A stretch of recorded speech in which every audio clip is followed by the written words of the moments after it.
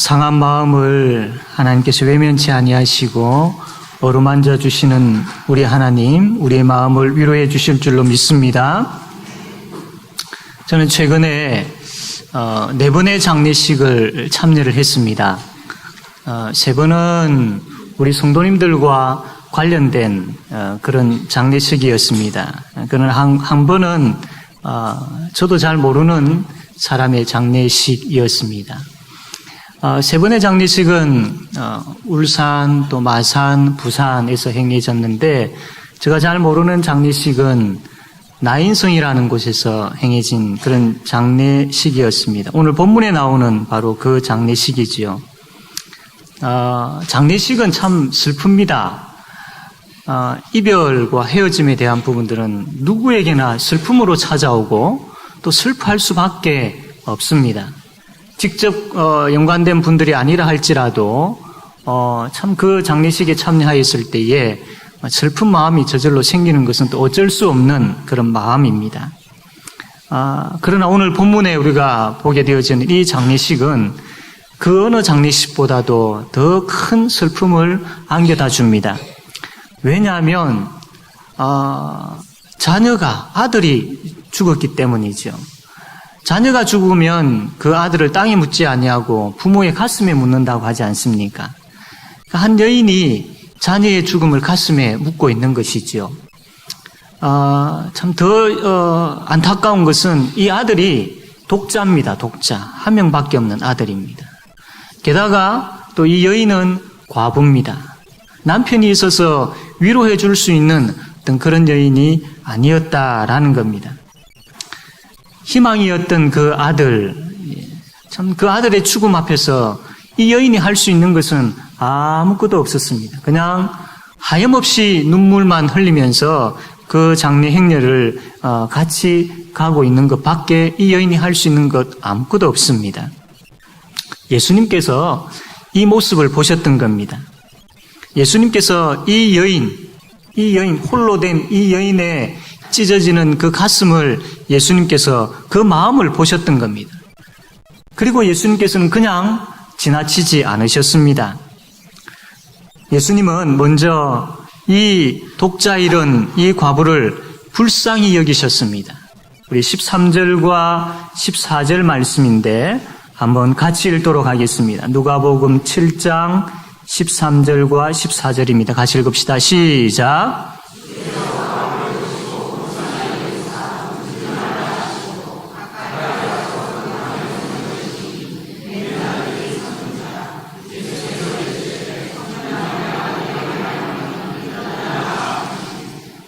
아멘. 예. 참 많은 사람들이 이 장례 행렬을 보면서 다들 참 안 됐다. 아이고, 참 저 여인 이제 앞으로 어떻게 살아갈까 하면서 혀를 차지 않았겠나 싶습니다. 그러나 우리 예수님은 그런 식으로 이 여인을 대하지 않았습니다. 이 여인의 마음을 보시고 오늘 말씀 보니까 예수님께서 불쌍히 여기셨다라고 말씀을 합니다. 주께서 과부를 보시고 불쌍히 여기사. 우리가 불쌍히 여기다라는 말을 많이 들었고 많이 하기 때문에 이 말의 참 진짜 의미가 무엇인지를 때로는 간혹 잊어버릴 때가 있습니다.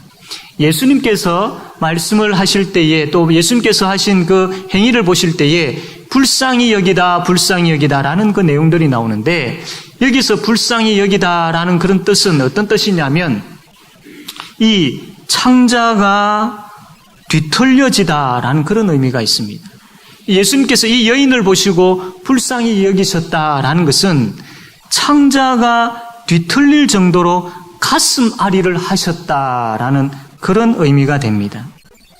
과부로서의 고달픈 삶을 살아온 이 한 여인이 자신의 마지막 희망이었던 그 아들 이름에 대한 그 슬픔을 예수님께서 단지 아이고 안 됐다 정도가 아니라 예수님께서 뼛속까지 깊이 통감하시면서 같이 아파하셨다라는 그런 의미가 불쌍히 여기셨다라는 겁니다. 우리 예수님은 우리를 다 아시는 분이시지요. 우리가 왜 우는지 아십니다. 왜 가슴을 자꾸 이렇게 치는지 예수님은 다 아십니다. 왜 깊은 한숨을 쉬는지도 예수님은 다 아십니다. 아실 뿐만 아니라 그 마음의 상처와 아픔과 눈물을 가지고 있는 자와 함께 주님 함께 하십니다. 같이 아파하십니다. 그리고 같이 울어주십니다. 창자가 뒤틀릴 정도로 가슴앓이 하시면서 예수님께서 사랑하는 아들아, 사랑하는 딸아, 내가 다 안다, 내가 다 안다 라고 말씀하시면서 우리를 불쌍히 여겨주시는 분이 예수님이십니다. 이 여인을 참 불쌍히 여기셨던 예수님께서 그 장례 행렬에 같이 하시면서 그 관이에 손을 얹습니다.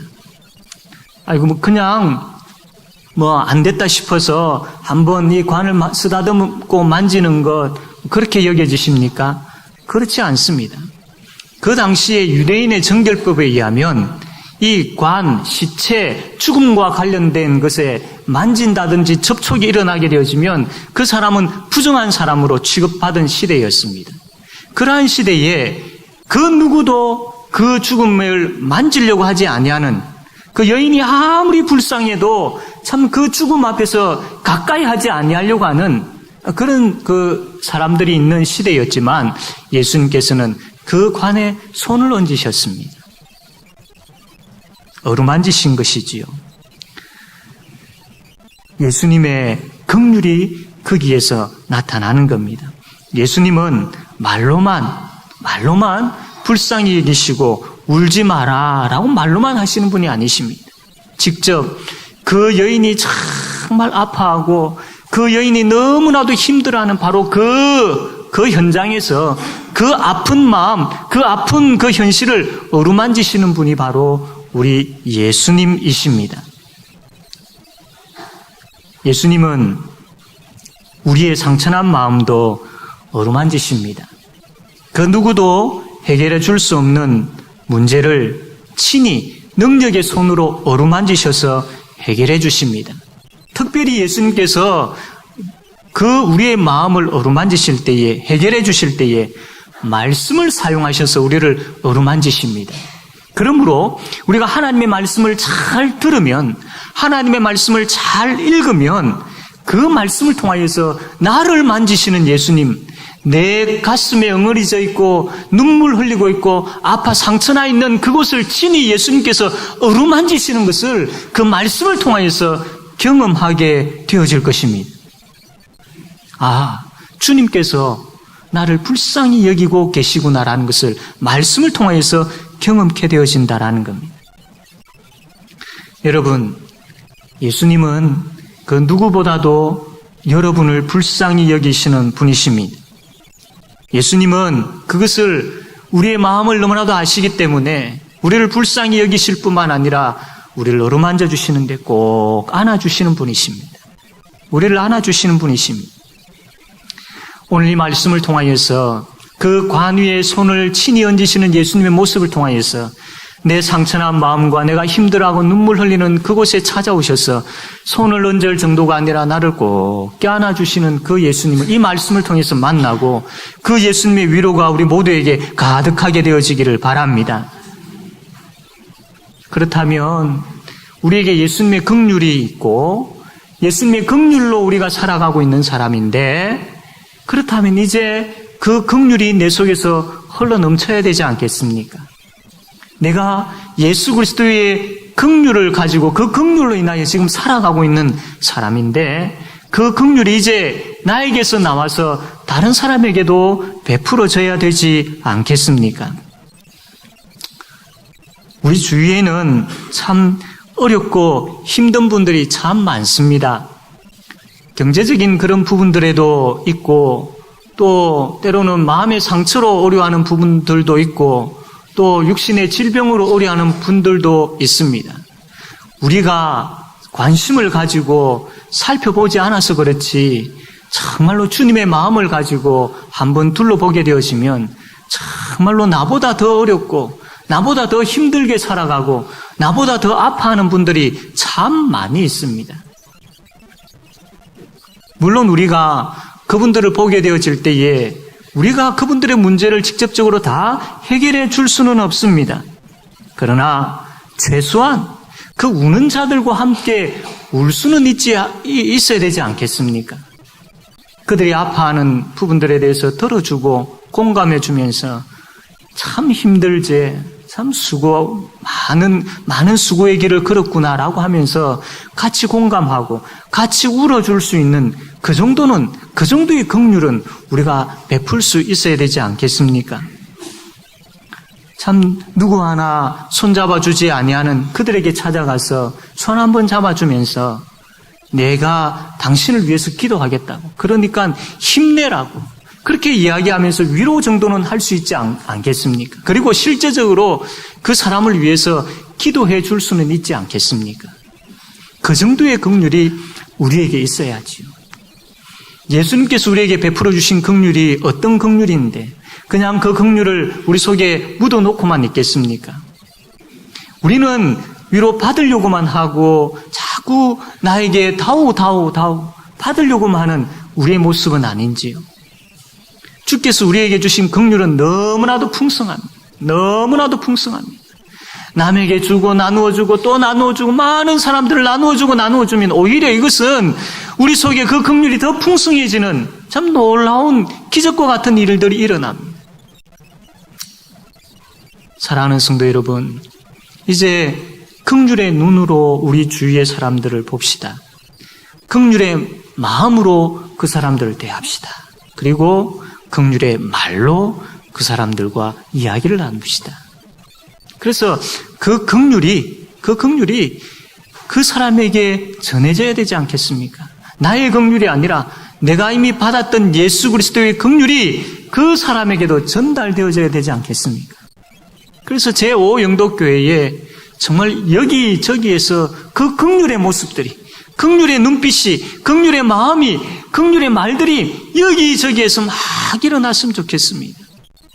이게 차고 넘쳐가지고 우리 교회의 담을 넘어가지고 이 지역에 참 그 긍휼이 흘러 넘치게 되어지는 은혜가 있기를 바랍니다. 그래서 믿지 아니하는 사람들이, 교회 다니는 사람들이 하나님의 긍휼 이야기를 하는데 그 긍휼이 도대체 뭐냐라고 궁금해할 것이 아니라 우리의 삶 가운데 우리가 서로 긍휼을 베풀고 그 긍휼이 풍성하여서 교회 담을 넘어가게 되어질 때에 믿지 아니하는 사람들이 저게 하나님의 긍휼이구나, 저 제5영도교회 성도들이 행하고 있는 저것이 바로 하나님의 긍휼이구나, 이것을 경험하게 되어지고 나도 하나님 긍휼 받아야지 라고 하면서 주께로 나오게 되어지는 그런 은혜의 역사가 있어야 되지 않겠습니까?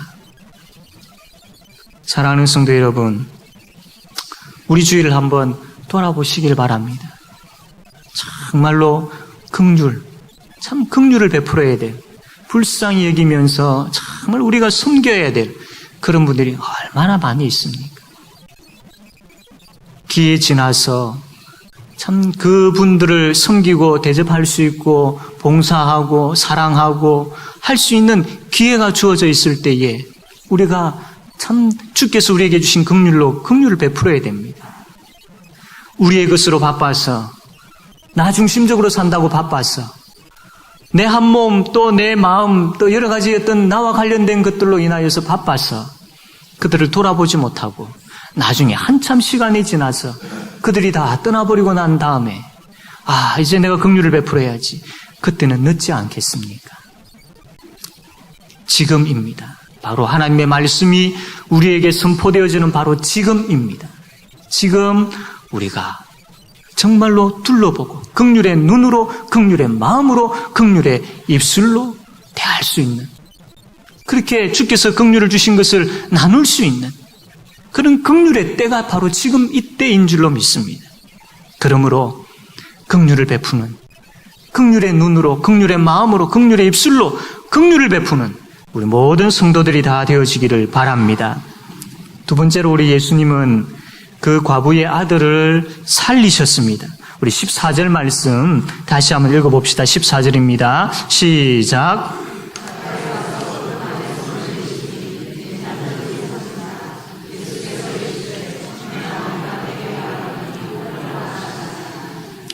아멘. 예수님께서 이 환자를 고치신다든지 기적을 행하실 때 보통 사람들이 와가지고 청합니다. 도와주십시오. 불쌍히 여겨주십시오. 이 문제가 있습니다. 예수님께서 듣고 가셔가지고 해결해 주시죠. 그런데 오늘 이 말씀 보면 그 누구 하나 예수님께 와가지고 청하는 사람이 없습니다. 없습니다. 친히 예수님께서 그 슬픔을 당한 여인에게 먼저 찾아가셨습니다. 죽어 있는 그 청년에게 먼저 찾아가셨습니다. 그리고 관에 손을 대셨습니다. 그 일로 인하여서 그 죽었던 청년이 생명을 얻게 되어지고 아무런 이제 희망 없이 살아가게 되어질 그 여인이 소망을 가지게 되어지는 역사가 일어난 것이죠. 예수님께서 찾아가셔서 그 관에 손을 대시면서 하신 말씀이 뭐냐면 청년아 내가 네게 말하노니 일어나라 이 말씀을 하셨습니다. 이 말씀이 있고 난 다음에 이 청년이 살아난 것이죠. 예수님의 말씀으로 인하여서 죽음이 생명으로 바뀌어진 것입니다. 청년의 상태를 한번 생각해 보십시오. 죽은 상태입니다. 아무것도 할 수 없습니다. 예수님이라고 부를 수도 없고 찾을 수도 없고 그가 갈급한 마음을 가지고 예수님께 나아갈 수 있는 그런 상황도 아닙니다. 아무것도 할 수 없는 그런 그 죽은 청년에게 예수님께서 찾아오셔서 하신 말씀이 일어나라 라고 하신 것이죠. 이것을 볼 때에 이 청년이 살아난 것은 전적으로 하나님의 긍휼이요 하나님의 은혜인 것입니다. 죄로 인하여서 죽은 청년과 같이 죽었던 우리입니다. 우리에게 주님께서 먼저 찾아오셨습니다. 하나님을 알지 못할 때에 죄 가운데 있을 때에 먼저 주님께서 우리에게 찾아오셨습니다. 그리고 찾아오시는 것으로 끝나지 아니하고 그분이 친히 죽음의 자리까지 내려가셨습니다. 왜? 우리를 살리기 위해서 찾아오시고 죽음의 자리까지 내려가셔서 우리를 살려주셨습니다. 이게 바로 전적 하나님의 은혜요 하나님의 긍휼입니다. 이 사실이 죽은 청년을 살리신 예수 그리스도를 통해서 죽었던 나를 살리셨다라는 것으로 우리가 아멘하며 이 말씀을 그대로 믿음으로 받아들이는 그런 저와 여러분 되어지기를 바랍니다. 단순하게 그냥 지식적으로 그렇구나, 그래 예수님 나를 구원하셨지 지식적이 아니라 이 죽은 청년을 살리신 주께서 죽었던 우리를 살리셨다라는 이 사실이, 이 사건이, 이 놀라운 기적이 우리의 가슴을 뜨겁게 하기를 원하고 우리의 마음에 역사가 일어나기를 원하고 우리가 깨달아지고 감격되어져서 우리의 마음속에 믿음의 역사가 일어나기를 원합니다. 그럴 때에 이 말씀을 통해서 우리가 힘을 얻고 살아갈 수 있습니다. 단순하게 그냥 지식적으로 주님 찾아오시고 구원해 주시고 그래 내가 살아나게 되어지고 그것으로 끝나는 것이 아니라 이 말씀이 우리의 가슴을 울려야 되고 이 사건이, 이 진리가 우리를 놀랍게 해야 되고 이것이 우리 속에서 믿음의 역사를 일으킴으로 인하여서 우리가 하나님 앞에 다시 한번 바로 서게 되어지는, 다시 한번 우리의 구원을 고백하게 되어지는, 감격하게 되어지는 그런 성령 하나님의 역사가 우리에게 충만하기를 바랍니다. 구원받은 우리이지만 때로는 우리가 참 연약하지요. 그래서 넘어지기가 일쑤입니다. 잘 넘어집니다. 죄에 대해서는 죽어야 하고 하나님에 대해서는 살아야 할 우리가 오히려 죄에 대해서 살려고 하고 하나님에 대해서는 마치 죽은 청년과 같이 영적으로 메말라가고 있는 우리의 모습은 아닙니까? 만약에 그렇다면 죽은 청년을 살리시고 우리를 살리셨던 주님께로 나아와야 됩니다. 주님께로 나아와서 그 주님 앞에 엎드릴 때에 주께서 우리에게 이렇게 말씀합니다. 내가 네게 말하노니 일어나라. 일어나라. 우리의 연약함으로 인하여서 참 넘어지고 실수하고 우리의 연약함으로 인하여서 또 실패하게 되어지고 그래서 낙담하게 되어지고 하는 그 가운데 있다 할지라도 우리가 주님 잃어버리지 아니하고 주님이라고 부르는 그 현장에 주님이라고 찾고 있는 그 기도하는 자리에 주께서 우리에게 말씀합니다. 내가 네게 말하노니 일어나라라고 말씀을 합니다. 그 음성을 듣게 되어지는 은혜가 우리 모두에게 가득하게 되어지기를 바랍니다. 그 하나님의 말씀이 그 기도하는 현장에서 우리에게 임하게 되어지고, 그 하나님의 말씀이 말씀을 듣고 말씀을 읽는 그 현장에서 우리에게 임함으로 인하여서 주저앉을 수밖에 없는 우리가 그 말씀을 통하여서 일어나라라는 그 말씀을 통하여서 일어나게 되어지는, 회복의 역사가 일어나게 되어지는 것을, 변화의 역사가 일어나게 되어지는 것을 경험하는 우리 모든 성도들이 되기를 바랍니다. 내가 네게 말하노니 일어나라. 예배드리는 가운데서도 마음이 무너져서 주저앉아 있는 분들이 있습니까? 여러 가지 이유들로 인하여서 낙심하고 있는 가운데 있습니까? 주께서 저와 여러분에게 이렇게 말씀합니다. 내가 네게 말하노니 일어나라. 일어나라. 죽음을 생명으로 바꾸신 그 주님께서, 죽은 청년을 살리신 주님께서 주님 재림하실 때에 무덤 속에 있는 우리를 향하여서 내가 네게 말하노니 일어나라 라고 말씀을 합니다. 그래서 우리가 주님의 그 말씀으로 인하여서 살아나게 되어진 부활의 그 은혜가 우리에게 있음을 믿으십시오. 그 부활의 소망을 가지고 살아갑시다. 그것으로 인하여서 우리의 측면에 있는 그 문제가 부활의 소망의 능력으로 인하여 해결되어질 줄로 믿습니다. 그렇지, 부활의 능력을 가지신 주께서 지금도 동일하게 나에게 내가 네게 말하노니 일어나라라고 말씀하시지, 그래 나에게는 부활의 소망이 있지, 부활의 능력이 있지, 그래 내가 어떻게 그냥 이 자리에 앉아 있을 수 있느냐 라고 그 말씀 앞에서 큰 힘을 얻고 일어나게 되어지는 우리 모든 성도들이 되기를 바랍니다. 죄로 인하여 죽었던 우리를 향하여서 일어나라라고 말씀하셨습니다. 연약한 가운데 주저앉고 있는 우리를 향하여서 지금도 일어나라라고 말씀을 합니다. 장차 주님 재림하실 때 죽음 가운데 있는, 무덤 속에 있는 우리를 향하여서 일어나라라고 그렇게 말씀하여 주실 줄로 믿습니다. 그러므로 우리는 죽음의 사람이 아니라 생명의 사람입니다. 그러므로 우리는 회복의 사람이요 우리는 천국의 사람들임을 믿으십시오. 이 믿음과 확신을 가지고 이제 더 이상 주저앉아 있지 말고, 더 이상 넘어져 있지 말고 그 자리에서 다시 일어나서 신앙의 경주를 힘써 달려가는 우리 모든 성도들이 되어지기를 바랍니다. 세 번째로, 예수님은 그 과부의 품에 아들을 안겨주셨습니다. 우리 15절 말씀, 누가복음 7장 15절 말씀 다 같이 한번 읽겠습니다. 시작.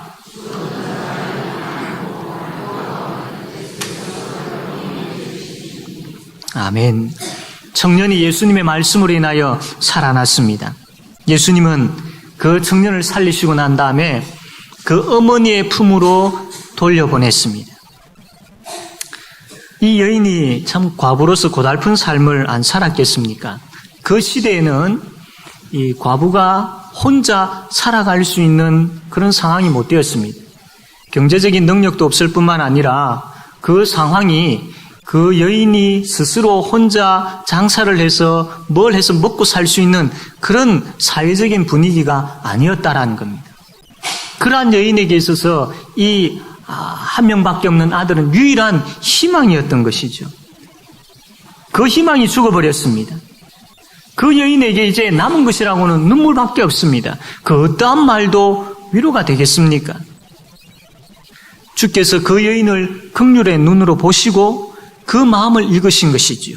그런데 우리 예수님은 그 여인의 마음을 읽으시고 그냥 공감만 하지 않으셨습니다. 실제적으로 그 여인의 아들을 살리셨고 그 여인의 품에 이 아들을 돌려보내셨습니다. 긍휼히 말로만이 아니라 생각으로만이 아니라 실제로 예수님의 긍휼이 그 여인의 마음속에, 그 여인의 실제 삶 가운데 나타난 것입니다. 예수님의 긍휼을 이 여인이 귀로만 들은 것이 아니라 직접 눈으로 보게 되어지고 예수님의 긍휼을 이 여인이 직접 손으로 지금 만지고 있는 것이죠. 이 여인은 슬픔이 변하여 기쁨이 되었습니다. 낙심이 변하여 소망이 되었고 눈물이 변하여 웃음이 되었습니다. 왜? 예수님의 실제적인 긍휼 때문에. 실제적인 긍휼 때문에. 그냥 마음만 공감해주는 정도가 아니라 예수님의 실제적인 긍휼의 능력 때문에 이 여인이 지금 웃고 있는 것입니다. 그 긍휼의 예수님께서 지금도 우리와 함께 하십니다. 너무 힘이 들어서 아무 말을 하지 못할 때가 있습니까? 앞이 캄캄할 때도 있습니까? 걱정이 심하여 두려울 때도 있습니까? 긍휼의 예수님 계시지 않습니까? 우리를 구원해 주신 긍휼의 주님께서 계시지 않습니까? 오늘 말씀처럼 그분은 그냥 아이고 힘들겠구나라고 공감만 해주는 정도가 아니라 실제적으로 이 여인의 마음에, 이 여인의 가슴에 죽었던 아들을 살리셔서 다시 품게 하셨던 그 실제적인 능력의 긍휼이 우리에게도 베풀어짐을 믿으시기를 바랍니다. 우리의 방패가 되시고 우리의 도움이 되시고 우리를 다시 일으키시는 실제적인 긍휼이 주께서 우리에게 베푸십니다. 사랑하는 성도 여러분, 그냥 막연하게 주님 아시지요. 물론 이것도 필요하지만 그러나 그냥 단순하게 아시지요 라고 끝낼 것이 아니라 주님 내가 이렇게 아프고 내가 이렇게 힘들고 내가 이렇게 어렵습니다. 주님 도와주십시오. 나의 소망은 오직 주님밖에 없습니다. 나의 슬픔이 변하여 기쁨이 되게 해주시고 이 여인의 품에 다시 아들을 살리셔서 품게 하셨던 것처럼 하나님이여 이 죄인의 가슴에 이 나의 참 힘들어하는 마음에 주님 다시 회복의 역사가 눈으로 보여지고 손으로 만져지게 되어지는 그 은혜를 베풀어 주십시오라고 믿음을 가지고 실제적인 긍휼을 베푸시는 하나님께 나아가는 우리가 되기를 바랍니다. 그래서 그 실제적인 긍휼을 통하여서 감격하고 감사하고 하나님을 찬양하게 되어지는 그 복이, 그 은혜가 우리에게 충만하게 되어지기를 바랍니다. 이제 말씀을 맺겠습니다.